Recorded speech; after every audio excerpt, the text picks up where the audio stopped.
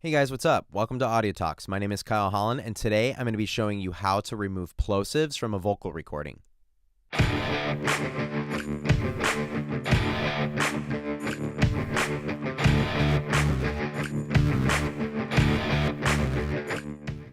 Now, plosives are a low frequency or a low energy buildup that can occur in a vocal recording from certain consonant sounds, such as P's, B's, T's, things of that nature.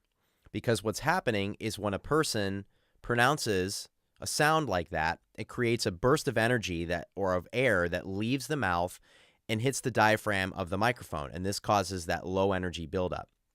And you can actually experiment with this. If you put your hand in front of your mouth and say the word plosive, when you say the P sound, you can feel that burst of air hit your hand. And again, this is exactly what's happening to the microphone capsule. So now before we go any further, let me just kind of go ahead and play you a little bit of an example and a recording of what this might sound like if we allowed plosives to get in there. Now, usually we deal with plosives ahead of time in the recording phase by using a pop filter, but maybe one wasn't available, maybe you forgot to use one, maybe you just thought you didn't need one, which was the case here in this recording. And so now you want to know how it is to go back during the mixing phase and fix this and remove that plosive, all right? So this is just the recording of me doing some dialogue where I chose not to use a pop filter, but clearly you're going to hear maybe I should have used one. Now listen towards the middle of the phrase on the word punch and what that sounds like. Some of the punch and move, some of the punch, and we can even see that here visually on the waveform, that on the word punch, again, we get that low frequency buildup. It kind of sounds like a kick drum hit the microphone or I bumped the microphone while I was speaking, but that wasn't the case. Again, this is just the plosive. It's just that air leaving my mouth and hitting the capsule. So let me play that one more time. And again, listen to the word punch. Some of the punch and some of the punch. Now, this doesn't sound good. We don't want this. It's distracting. It's unnatural. And it just makes that word punch sort of stick out from the rest of the vocal recording. So it'd probably be a good idea for us to go in here and treat this and remove the plosive.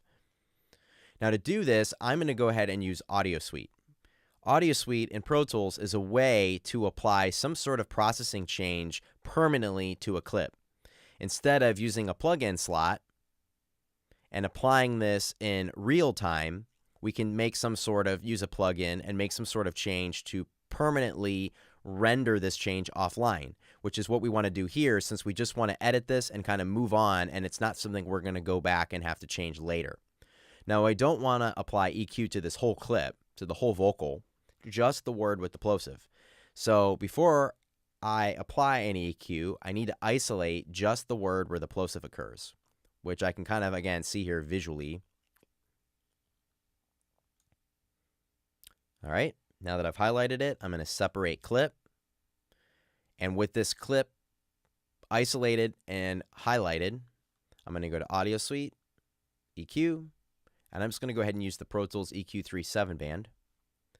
And I'll engage the high-pass filter.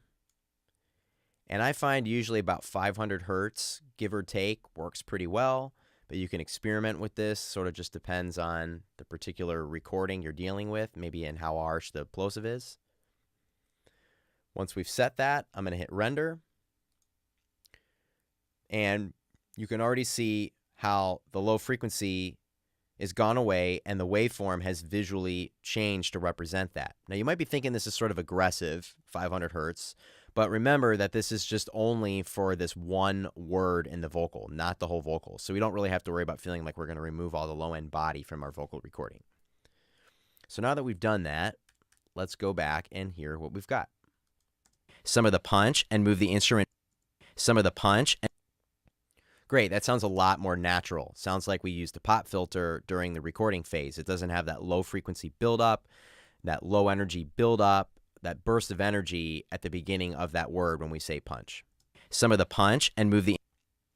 Cool, so hopefully you'll find this useful, maybe in your future vocal recordings. You know, if you've been given something that has too many plosives and a pop filter wasn't used, now you'll know how to take care of that and deal with it. Thanks again for watching Audio Talks, and I'll see you next time.